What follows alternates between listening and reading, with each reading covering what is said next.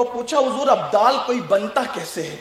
تو اللہ کے حبیب علیہ السلام کا فرمان ہے، آقا ارشاد فرماتے ہیں کہ کثرت عبادت سے، جس کو لوگ عبادت سمجھتے ہیں عرف میں، جیسے نماز، روزہ، تلاوت، کثرت عبادت سے وہ ابدال نہیں بنتا۔ کہ پھر کیسے بنتا ہے؟ کہ وہ کثرت سے بھوکا رہتا ہے۔ ابدال کی پہچان ہے وہ بھوکا بہت رہے گا، وہ بہت بھوکا رہتا ہے، جلدی کھاتا نہیں، کھانے سے وہ اپنے رشتے کو بہت دور رکھتا ہے، کثرت سے بھوکا رہتا ہے۔ اس کی پہلی پہچان یہ ہے۔ دوسری پہچان یہ ہے کہ وہ دوست اور دشمن کسی کے لیے بھی دل میں کینہ نہیں رکھتا، اس کا دل صاف ہوتا ہے۔ دلوں کی صفائی سے ابدالیت ملتی ہے۔ بدلیت کا مقام، ابدالیت کا مقام بھوکے رہنے اور دل کو صاف رکھنے سے۔ اپنی ذات کے لیے وہ کسی سے بدلہ نہیں لیتا۔ اگر کوئی اس کو مارے، اس کو ٹھونکے، اس کی پٹائی کرے، اس پہ ظلم کرے، اس پہ زیادتی کرے، اس کو گالیاں دے، پلٹ کر کچھ نہیں کہتا۔ کیوں؟ ابدال وہ ہوتا ہے جو ایک دن میں 25 مرتبہ حضور کی پوری امت کے لیے مغفرت کی دعا کرتا ہے۔ اب وہ جس کے لیے بخشش کی دعا کر رہا ہو تو وہ اس کو گالی کیسے دے گا؟ وہ اس سے بدلہ کیسے لے گا؟ وہ اس سے نفرت کیسے کرے گا؟ یہاں مسلمانوں کو پتہ چلنا چاہیے کہ گالیاں دینے والے ولی نہیں بنتے، ایک دوسرے کو اپنی ذاتی دشمنی کی بنیاد پر کافر کہنے والے ولی نہیں بنتے، کسی سے اپنے نفس کے لیے اور ہوائے نفس کے لیے لڑنے والے کبھی ولی نہیں بنتے۔ ولایت ان کو ملتی ہے جن کے دل صاف ہوتے۔ کیوں؟ اس لیے کہ جس دل میں بندوں کی دشمنی بیٹھی ہو، اس دل میں یار کی دوستی کیسے بیٹھ سکتی ہے؟ دل تو ایک ہی ہے، اس میں گندگی اور پاکی دونوں جمع نہیں ہو سکتی۔ ایک دل میں گندگی، اور جس دل میں کینہ کی ناپاکی ہوگی اس دل میں اللہ کے انوار کی پاکی نہیں آ سکتی۔ تو پہلے دل پاک ہوتے، کینوں سے دل صاف ہوتا ہے، تب مقام ملتا ہے ولایت کا مقام۔ آئیے میں آپ کو بتاؤں کیسے ہوتے ولی لوگ، تھوڑا سا اس کی طرف دیکھیں۔ اب تک تو ہم نے یہی انداز دیکھا نا، ہوا میں اڑنے والے، پانی پہ چلنے والے، شوبدے کرنے والے، یہی ہمارے پاس مشہور ہے۔ اور چھوٹی چھوٹی بات پہ دھمکی دے دیں، تو مجھے روٹی نہیں دیتا میں تیری پیشاب بند کر دوں گا۔ ارے ایک روٹی کے وقت تو پیشاب بند کرنے کی دھمکی دے رہا ہے، یہ ولی نہیں ہو سکتا۔ یہ تو صرف یوں ہی بات ہے۔ ارے سب لے بھی لے، لیکن پھر کہا جاتا ہے جا یہ تیرا ظرف تھا تو نے لے لیا، ہمارا ظرف ہم نے معاف کر دی۔ یہ جو کہا جاتا ہے نا ولی وہ ہوتا ہے جس کو دیکھ کر خدا یاد آتا ہے۔ معاف کیجئے گا اگر میں غلطی کر رہا ہوں تو میری اصلاح کر دیجئے گا۔ ہم نے اس پوری حدیث کو فوکس کر دیا کہ جس کو دیکھو تو خدا یاد آ جائے، مطلب جس کا چہرہ بہت گورا اور نورانی ہو وہ جس کو دیکھو تو خدا یاد آ گیا، اب وہ ولی ہے۔ اب سارے لوگ پھر میک اپ پر توجہ دینے لگے، اور اب مذہبی اسٹیج پر بھی لوگ میک اپ کر کے آنے لگے، کیونکہ بھئی مجھے دیکھ کر تو خدا یاد آنا چاہیے۔ خدا یاد آنے کا مفہوم یہ نہیں تھا کہ سفید چمڑیاں دیکھ کر کے خدا یاد آئے گا، ورنہ برطانیہ اور امریکہ کے انگریزوں کو کیا نام دو گے؟ خدا یاد آنے کا مطلب یہ ہے اس کی شفقتیں دیکھ کر تمہیں خدا یاد آئے گا کہ جب بندے کی شفقتوں کا یہ عالم ہے تو جس کو اس نے بنایا ہے اس خالق کی شفقتوں کا عالم کیا ہوگا؟ اس کے معاف کرنے اور حلم کو دیکھ کر کے منظر پتا چلے گا کہ جب اس کی معاف کرنے کی بندے کی شان یہ ہے تو اس کے خالق کے معاف کرنے کا انداز کیا ہوگا؟ یہ ہے وہ مفہوم، یہ ہے وہ مفہوم۔ جس وقت فتح مکہ کے دن حضور نے فرمایا نا جاؤ تم سب آزاد ہو، جاؤ تم سب آزاد ہو، اس دن لوگوں کو پتا چلا یہ کہتے ہیں کہ میں اللہ کا بندہ ہوں، تو جب بندے کے معاف کرنے کا یہ عالم ہے تو اس کے معاف کرنے کا عالم، خدا یوں یاد آتا ہے، خدا یوں یاد آتا ہے۔ ہم نے اپنی مرضی سے، میں یہ بھی نہیں کہہ رہا ہوں کہ چہرے پر یہ بات نہیں آتی صادق، لیکن ہم نے صرف چہرے تک محدود کر دی۔ دیکھو خدا کیسے یاد آتا ہے۔ دو تین باتیں اس لیے کہ آج کی محفل میں کوئی خصوصی مقرر نہیں ہوں، ویسے بھی میں کوئی مقرر نہیں ہوں، لیکن آپ نے آج کی محفل کے لیے جس خاص مہمان کو بلایا ہے، ہمارے امیر وہ عنقریب تشریف لانے والے ہیں، اس لیے میں جلدی سے چلنا چاہتا ہوں۔ وہ کینہ نہیں رکھتا، وہ لڑتا نہیں ہے لوگوں سے، وہ آگ نہیں اگلتا، وہ شعلے نہیں اگلتا، بڑی نرم طبیعت ہوتی ہے اس کی، بلکہ اس کا ظرف اتنا ہوتا ہے کہ لوگوں پر آنے والی مصیبت کو وہ اپنے سر لیتا ہے۔ ایک بزرگ فرماتے ہیں کہ ایک بزرگ تشریف لائے، انہوں نے فرمایا کہ آج بغداد والوں پر، دیکھو کیسے اولیاء اللہ بچت، آج بغداد والوں پر مصیبت نازل ہونے والی ہے، ہم دونوں مل کر اس مصیبت کو اپنے پر لے لیتے ہیں اور اہل بغداد کو اس سے محفوظ کر لیتے ہیں، اس طرح مصیبتیں ٹلتی۔ ایک بزرگ شہر بغداد میں آئے تو دیکھا کہ کوئی زنا کے اڈے پہ جا رہا ہے، کوئی شراب کے اڈے پہ جا رہا ہے، کوئی جوئے کے اڈے پہ جا رہا ہے، کوئی یہ کر رہا ہے، کوئی وہ کر رہا ہے۔ اس بزرگ نے اپنا سامان باندھا اور سامان باندھنے کے بعد کہا بغداد اب رہے گا نہیں، یہ تو تباہ و برباد ہو جائے گا، کیونکہ اس میں تو پاپی لوگ ہیں۔ دوسرے ولی جو ان سے بڑا مقام رکھتے تھے انہوں نے کہا یہ بغداد تباہ نہیں ہوگا۔ کہا کیوں؟ تو ان کے سر پہ ہاتھ رکھا تو دیکھا کہ اس دور کا کتب وہاں کا بغداد معلیٰ کا اہل بغداد کے لیے مغفرت کی دعا کر رہا تھا، تو کہا ان کے پاپ نہیں دیکھتی قدرت، اس کی مغفرت کی دعاؤں کے صدقے معاف کرتی۔ اس طرح ان اولیاء کے صدقے میں تم محفوظ رہتے ہو، تمہیں بلاؤں سے محفوظ کیا جاتا ہے۔ اولیاء کا وجود بڑا قیمتی ہے، تو ولی کینے سے محفوظ ہوتا ہے، بغض سے، حسد سے، نفرتوں سے محفوظ ہوتا ہے۔ حضرت ہمارے سلسلے چشتیہ بہشتیہ کے ایک عظیم بزرگ سیدی سرکار بابا فرید الدین گنج شکر رحمت اللہ علیہ بڑے عظیم بزرگ ہے، اور چونکہ یہ دکن کی زمین بھی، اس پر بھی چشتیت غالب ہے، بلکہ دکن ہی نہیں پورا ہندوستان چشتیت کا مرہون منت ہے۔ ہم لوگ قادری سلسلے میں مرید ہونے کے باوجود بھی فخر سے کہتے ہیں کہ ہندوستان میں ہر پیدا ہونے والا مسلمان پہلے چشتی ہے، بعد میں کسی بھی سلسلے سے مرید ہے، اس لیے کہ ہند والوں کو جو ایمان کا نور اور ایمان کی روشنی ملی ہے وہ سلسلے چشتیہ کی خیرات ہے، اور اس کے عظیم سردار اور عظیم سالار، اس کے عظیم قائد قدوۃ الاولیاء حضور سرکار معین ملت والدین خواجہ غریب نواز کی ذات ہے، جنہوں نے 90 لاکھ کافروں کو ایمان کی دولت عطا فرمائی اور ہند میں اسلام کا پرچم بلند فرمایا۔ تو چشتیت کا جو ہے وہ یہ آفتاب و مہتاب جسے دنیا حضرت بابا فرید الدین گنج شکر کے نام سے جانتی، ان کا ایک مرید تھا بابا فرید کا مرید۔ دیکھو فکر ولایت کیا ہے، ولایت کی فکر کیا ہے، اولیاء کی فکر کیا، ان کی سوچ کیا ہے۔ حضرت بابا فرید کا ایک مرید تھا جو لوہار تھا، وہ لوہے کا کام کرتا تھا۔ مریدوں کی فکر ہوتی ہے کہ وہ جس پیشے سے وابستہ ہوتے ہیں تو اس سے متعلق کوئی نہ کوئی تحفہ اپنے پیر کو، اپنے مرشد کو دینے کی سعادت حاصل کرنا چاہتے ہیں۔ تو اس نے ایک کینچی بنائی لوہار نے، اور کینچی بنا کر اپنے پیر و مرشد سیدی سرکار بابا فرید الدین گنج شکر رحمت اللہ علیہ کی بارگاہ میں پیش کی۔ اب تحفہ کوئی دیا جائے، یہاں تک کہ بیان کیا جاتا ہے کہ اگر سڑی ہوئی کھجوریں تحفے میں کوئی دے تو اس کو سنت سمجھ کر لے، انکار نہ کرو۔ یہ مت دیکھو کہ سڑی ہوئی ہے، یہ دیکھو کہ تحفہ قبول کرنا سنت ہے۔ کھجور نہ دیکھو، لینا سنت ہے یہ دیکھو، اور دینا سنت ہے یہ دیکھو۔ لیکن یہ بھی یاد رکھنا کہ جیسے لینا سنت ہے ویسے دینا بھی سنت ہے، اور تحفے کی سنت یہ ہے جو لو اس سے بہتر دو۔ اب یہاں ہو یہ گیا ہے کہ ہمیں لینے کی سنت یاد رہی لیکن دینے کی سنت یاد نہ رہی، اور یہ بات بھی آپ کو بتاؤں کہ لینے کی سنت کم ہے، دینے کی سنت زیادہ ہے۔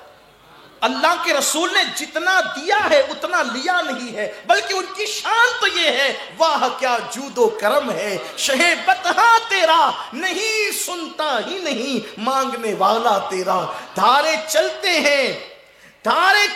ہیں سخا کے، وہ ہے قطرہ تیرا، تارے کھلتے ہیں عطا ذرہ تیرا، اور میں تو مالک ہی کہوں گا کہ ہو مالک کے حبیب، یعنی محبوب و محب میں نہیں میرا تیرا۔ کون دیتا ہے دینے کو منہ چاہیے، دینے والا ہے سچا ہمارا نبی۔ لے لیا جائے تو انہوں نے جب لوہار نے مرید نے قینچی بنا کر کے لائی تو پیش کیا، بابا فرید نے فرمایا بیٹا تحفہ لینا تو سنت ہے، قبول کرنا تو، لیکن مجھے قینچی مت دے، تحفہ ہی دینا چاہتا ہے تو قینچی دینے کی بجائے مجھے سوئی لا کر کے دے، کیونکہ تو قینچی بناتا ہے تو سوئی بھی بناتا ہوگا، تو یہ لے جا، تحفے کا انکار نہیں، لیکن قینچی کی بجائے سوئی لے کر کے آ۔ جب وہ سوئی لے کر کے آیا تو بابا فرید نے فرمایا پتہ ہے میں نے قینچی کیوں نہ لی اور میں نے سوئی کیوں لی؟ اس لیے کہ ہم اللہ والے لوگ ہیں، ہم قینچی والے نہیں، ہم سوئی والے ہیں، اس لیے کہ قینچی ایک کو دو کر دیتی ہے اور سوئی دو کو ایک کر دیتی ہے۔ تو ولی دو کرنے والا نہیں ہوتا، ولی ایک کرنے والا ہوتا، ولی محبت والا ہوتا ہے، ولی پیار، اللہ کی مخلوق پر وہ باپ سے زیادہ شفقت والا۔ بلکہ حدیث پاک میں آتا ہے کہ ولی کی پہچان یہ ہے کہ اس کے اندر اللہ کے اخلاق موجود ہوتے ہیں۔ تخلقوا باخلاق اللہ، وہ اللہ کے اخلاق سے مزین ہوتا ہے، اور اللہ کے اخلاق کیا ہے؟ بندوں پر شفقت، بندوں پر مہربانی۔ آئیے اس کی ایک جھلک دیکھیں، کس طرح وہ پیار کرتا ہے اللہ کی مخلوق سے۔ تھوڑی سی آپ توجہ کریں، آج کل ہمارا یہ ذہن بنا ہے تسبیح پڑھتے رہنا، بار بار نفل روزے رکھنا۔ حضرت خواجہ نصیر الدین چراغ دہلوی فرماتے ہیں اپنے ایک مرید سے مخاطب ہو کر، بیٹے کثرت سے نفل روزے اور کثرت سے تلاوت قرآن اور کثرت سے نفل نمازیں یہ تو بوڑھی عورتیں بھی کر سکتی ہے، مردوں کا کام یہ ہے کہ وہ خلق خدا پر مہربان ہو جائے، اس سے شفقتوں کے ساتھ پیش آئے۔ ایک بہت بڑا نام ہے ولایت کی دنیا میں، امام الاولیاء حضرت سیدنا سیدی احمد کبیر رفاعی رضی اللہ تعالیٰ، بہت بڑی ذات ہے، اپنے وقت کے عظیم بزرگ ہیں، قطب ہیں، اور اللہ نے بڑی شان عطا کی ہے۔ ان کو قطب رفاعی بھی کہتے ہیں، سیدی احمد کبیر رفاعی رضی اللہ تعالیٰ۔ یہ حسینی سادات میں سے ہیں، اور ان کی والدہ حسنی سادات میں سے، یہ بھی نجیب الطرفین سید تھے، اور غوث پاک رضی اللہ تعالیٰ کے معاصرین میں سے اعتبار سے تھے کہ حضور غوث پاک رضی اللہ تعالیٰ کی زندگی کے آخری ایام تھے، اور ان کا عین جوانی اور شباب کا عالم تھا۔ سیدی احمد الکبیر رفاعی رضی اللہ تعالیٰ ایک دن اپنی خانقاہ میں سو رہے تھے۔ دیکھیے ذرا فکر اولیاء، اولیاء کی فکر۔ حدیث پاک میں آتا ہے جب تک مخلوق سے پیار نہیں کرو گے خالق کا پیار تمہارے دل میں کبھی پیدا نہیں ہو سکتا۔ بندوں سے نفرتوں کی بات کرتے رہو، بندوں سے لڑتے رہو اور کہو ہم اللہ سے پیار کرتے، یہ عبث ہے، فضول دعویٰ ہے۔ جس کے دل میں خدا کا پیار ہوگا، جو اللہ سے محبت کرے گا، اس کی پہچان یہ ہے کہ وہ مخلوق پر باپ سے زیادہ شفیق اور مہربان ہوگا۔ بلکہ سرکار غوث پاک نے یہی فرمایا کہ اولیاء میں 12 صفت ہوتی ہے، غوث پاک کا فرمان ہے 12 صفت، 2 صفتیں اس میں اللہ کی ہوتی ہے، 2 رسول اللہ کی ہوتی ہے، 2 صدیق اکبر کی ہوتی ہے، 2 فاروق اعظم کی ہوتی ہے، 2 عثمان غنی کی ہوتی ہے، 2 مولا علی کی ہوتی ہے۔ ایسی 12 صفات جب بندے میں پیدا ہو جائے تب وہ اللہ کا ولی بنتا ہے۔ تو ان میں سے ایک صفت یہ بھی ہے کہ وہ رسول اللہ کی 2 صفات سے حصہ پاتا ہے کہ جیسے حضور امت پر رفیق اور شفیق تھے، ویسے ولی بھی امت پر رفیق اور شفیق ہوتا ہے، اس کو یہ حصہ ملتا ہے۔ یہاں تو جھڑکنے کے سوا کوئی کام نہیں، بلکہ بڑی معذرت کے ساتھ ہم مسافے کے لیے ہاتھ بھی مالداروں کے لیے اب مخصوص ہو گئے ہیں، اب غریبوں کا حصہ نہیں رہا مسافے میں۔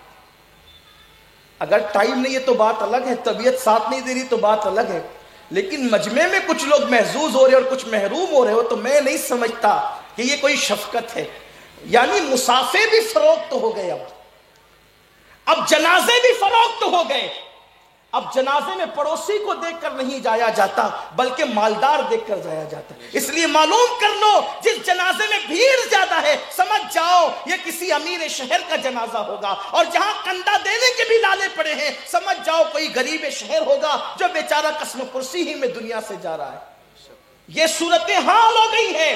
اور شادیاں بھی اٹینڈ کی جاتی ہے تو مال دیکھ کر اٹینڈ کی جاتی ہے، جنازے بھی اٹینڈ کیے جاتے ہیں تو مال دیکھ کر اٹینڈ کیے جاتے ہیں، بیماروں کی عیادت بھی کی جا رہی ہے تو مال و دولت دیکھ کے کی جا رہی۔ سنت کہاں رہ گئی؟ جبکہ اللہ اکبر، مصطفیٰ جان رحمت صلی اللہ علیہ وآلہ وسلم کو میرے اللہ نے فرمایا تھا محبوب ان غریبوں کی صحبت کو لازم پکڑو اور ان کو اپنی صحبت عطا فرماؤ، کیونکہ میں ٹوٹے ہوئے دلوں کے قریب رہتا ہوں۔ سرکار غوث پاک نے فرمایا تھا، عرض کیا تھا اللہ میں تجھے کہاں ڈھونڈوں؟ تو اللہ نے فرمایا مجھے شکستہ دلوں کے پاس، غریب اور مفلس حالوں کے پاس تلاش کر، میری رحمت کو تو وہیں پہ پا لے گا۔ کہاں ہے سرکار غریب نواز ایک غریب کسان کے لیے اجمیر معلیٰ سے دلی تک چل کر کے تشریف لے گئے اس کو اس کا حق دلانے کے لیے؟ کہاں ہے؟ آج ہم نے تو شادیاں، جنازے، عیادتیں، بلکہ خیریت پوچھنا بھی ہم نے تو صرف مالداروں کے ساتھ۔ اس کا مطلب ہمارے لیے مال ہو گیا، دین کہاں ہے؟ جہاں دین ہوگا، دین تو پھر بلال کو بھی یا سیدنا بلال کہہ کر پکارنے پر مجبور کرتا ہے۔ یہ دین ہے کہ فاروق اعظم جیسا مالدار جب بلال حبشی کو کہتے تھے تو کہتے تھے یا سیدنا بلال، اے میرے سردار بلال۔ یہ فکر کہاں گئی؟ خدا کے لیے مال و دولت کے معاملات میں مت تقسیم کرو قوم کو، امیری اور غریبی میں مت بانٹو قوم کو۔ اللہ کے رسول صلی اللہ علیہ وآلہ وسلم نے تو امیر اور غریب کو ایک صف میں کھڑا کر دیا۔ اقبال جیسا قلندر کہنے لگا کہ ایک ہی صف میں کھڑے ہو گئے محمود و ایاز، نہ کوئی بندہ رہا نہ کوئی بندہ نواز۔ لیجیے ہماری محفل کے خصوصی خطیب، خصوصی مہمان درود شریف پڑھیں۔ اللہ رب محمد صلی اللہ علیہ وسلم نحن عباد محمد صلی اللہ علیہ وسلم صلاۃ و سلام علیک یا رسول اللہ صلی اللہ علیہ وسلم۔ یہ بات آپ کو کہہ دی گئی ہے کہ آپ آج کے ہماری محفل کے خصوصی خطیب اور مہمان مقرر جنہیں آپ نے ہم نے مدعو کیا اور انہی کو سننے کے لیے ہم سب جمع ہوئے ہیں وہ تشریف لا چکے ہیں۔ میں اپنی گفتگو کو مختصر میں سمیٹ لوں، اس لیے کہ میں کوئی بات جو ہے وہ آپ کی معلومات میں اضافہ نہیں کر سکوں گا، لیکن اگر ہم حضرت کو سنیں گے ان کی فکر انگیز گفتگو کو تو انشاءاللہ ہمارے ذہن کے دریچے کھلیں گے اور وہ مفکرانہ گفتگو جس کو سننے کے لیے یعنی کہ قوم کے بڑے بڑے اہل علم اور اہل دانش بے چین اور بیتاب رہتے ہیں، ہم انہی کو جلدی سے مائک سونپ دیں گے تاکہ ہم زیادہ سے زیادہ حضرت سے استفادہ کر سکیں، کیونکہ وقت بھی کم ہے اور پھر پروگرام کے فوراً بعد حضرت کو فلائٹ پکڑنے کے لیے حیدرآباد تک کا سفر بھی کرنا ہے، مجھے اس کا بھی خیال ہے۔ میں مختصر اپنی گفتگو پوری کروں۔ ذکر چل رہا تھا ولی کی شفقتوں کا کہ ولی کتنا مشفق ہوتا ہے اللہ کی مخلوق پر۔ سید احمد کبیر الرفائی رضی اللہ تعالیٰ بڑی عظیم ہستی ہے، ایک رات اب اپنی خانقاہ میں سو گئے، اس لیے کہ قدیم صوفیہ کا جو جبہ ہوتا تھا عام طور پہ وہ گدڑی اور جبے پہنتے تھے اور اس کی آستین جو تھی وہ قدرے دراز ہوتی تھی، زیادہ چوڑی ہوتی تھی۔ صوفیہ کے لباس میں ڈھیلا ڈھالا پن زیادہ تھا، اس کی بھی ایک حکمت ہے۔ تو چوڑی آستین تھی اور آپ جو ہے وہ فجر سے پہلے آپ کی آنکھ لگ گئی، سو رہے تھے، آپ کی آستین پر ایک بلی آ گئی اور وہ سر رکھ کر سو گئی۔ ولی کی شفقتیں مخلوق خدا پر۔ میں ابھی انسان کا ذکر نہیں کر رہا اور انسانوں میں ابھی مسلمانوں کا ذکر بھی نہیں آیا، ابھی جانوروں کا ذکر چل رہا ہے۔ سید احمد کبیر رفائی آپ کی آستین پر بلی نے سر رکھ کر کے آنکھ بند کر لی، سو گئی۔ فجر کا وقت ہوا، اب احمد کبیر رفائی کے لیے دو چیزیں تھیں، ایک تو فجر کی نماز جو فرض ہے اور ایک تو بلی کی نیند۔ مسجد جاتے ہیں آستین اٹھا کر، بلی کی نیند جاتی ہے اور بلی کی نیند کا خیال کرتے ہیں تو فجر کی نماز جاتی ہے۔ اور فجر کی نماز صوفیہ کے نزدیک اتنی قیمتی ہے کہ خواجہ نصیر الدین چراغ دہلوی فرماتے ہیں اگر 70 سال تک انسان جنگلوں اور پہاڑوں میں مجاہدہ کرتا رہے اور ایک دن جان بوجھ کر فجر کی نماز چھوڑ دے تو تو اس کے 70 سالوں میں 60-70 سالوں میں جو مجاہدہ کر کے جو اس کو روحانی ترقی ملی ہے وہ سب کے سب واپس ہو جاتی ہے ایک فجر چھوٹنے پر۔ صوفیہ کے نزدیک فجر اتنی اہم عبادت ہے، اتنی اہم، نماز تو ساری اہم ہے لیکن فجر کے لیے ان کے یہاں پر یہ اہتمام ہے۔ اور عصر کی نماز کے لیے صوفیہ فرماتے ہیں کہ عصر کی نماز سالک کے لیے اور اللہ والوں کے لیے عید سے کم نہیں ہوتی، وہ گویا کہ عید کا وقت ہوتا ہے سالکین کے لیے۔ تو ان کے یہاں اوقات کا بڑا اہم معاملہ ہے۔ تب احمد کبیر رفاعی کے لیے بلی کی نیند ایک طرف اور اللہ کی نماز ایک طرف۔ اب آستین کھینچتے ہیں، بلی کی نیند جا رہی ہے، نہیں کھینچتے تو نماز فجر جاری ہے۔ آپ نے اپنے خادم کو اشارہ کیا اور اشارہ کر کے اس کو فرمایا کہ جاؤ کینچی لے کر کے آؤ۔ خادم کینچی لایا، آپ نے چوڑی آستین تھی اس کو اندر کیا دھیر سے اور اس آستین کو کاٹ دیا۔ اس آستین کو کاٹ دیا تاکہ بلی کی نیند میں خلل نہ ہے، اور آستین کاٹ کر آپ فجر کی نماز کے لیے تشریف لے گئے۔ آپ جانتے ہیں کہ آستین کٹی ہوگی تو ایک چھوٹی اور ایک بڑی ہو گئی ہوگی۔ حضرت احمد کبیر رفاعی جب فجر پڑھ کر کے تشریف لائے، بلی جا چکی تھی، آپ نے پھر سوئی دھاگا منگایا اور اس آستین کو دوبارہ پھر سل لیا۔ کسی خادم نے کہا حضور جبے میں عیب پیدا ہو گیا۔ فرمایا بیٹا لباس کا عیب یہ کوئی عیب نہیں ہوتا، اصل عیب تو دل کا ہوتا ہے جس سے بندہ اللہ کی بارگاہ میں عذاب میں گرفتار ہو جاتا ہے۔ اگر میں بلی کی نیند خراب کرتا تو قیامت کے دن اللہ کی بارگاہ میں جواب کیا دیتا؟ آپ مجھے بتائیں جسے بلی کی نیند کا اتنا خیال ہو اسے بلی کی بھوک کا کتنا خیال ہوگا، اور جب بلی کی بھوک کا اسے اتنا خیال ہو تو پھر انسانوں کی بھوک کا اسے کتنا خیال ہوگا، اور جب انسانوں کا اتنا خیال ہو تو مسلمانوں کا کتنا خیال ہوگا۔ یہ اولیاء کی فکر تھی، آج جس سے ہم دور ہو چکے ہیں۔ ہم نے صرف کرامتوں کے چرچے شروع کیے ہیں، تعلیمات سے ہم کوسوں دور ہو رہے ہیں۔ کاش کہ ہم کرامتوں کے ساتھ ساتھ اولیاء اللہ کی ان تعلیمات کی طرف بھی آتے۔ ذرا سوچو تو صحیح، جو بلی کی نیند کا اتنا خیال کرتا ہو وہ بیوی کی نیند کا کتنا خیال کرتا ہوگا۔ اور ہم رات کے 3 بجے آ کر دروازہ ٹھوکتے ہیں اور ماں کی بھی نیند خراب کرتے ہیں، بھائی کی بھی نیند خراب کرتے ہیں، گھر والوں کی نیند خراب کرتے ہیں۔ حالانکہ سید الانبیاء کی سنتوں میں سے ایک سنت یہ ہے کہ اگر میرے آقا علیہ السلام رات کے آخری حصے میں یا رات کے جو ہے وہ شب درمیانی گزر جانے کے بعد مدینہ شریف آتے کسی سفر سے، تو آپ مدینہ منورہ سے دور مضافاتی علاقوں میں رک جاتے کہ اب رات ہو گئی ہے لوگوں کی نیند خراب نہ کی جائے، اب جب صبح ہوگی اس وقت مدینہ منورہ میں داخل ہوں گے۔ یعنی حضور علیہ السلام کی فکر یہ تھی، کاش ہم بھی ان باتوں پر توجہ کرتے۔ اللہ سب سے پہلے مجھے اور آپ سب کو عمل کی توفیق عطا فرمائے۔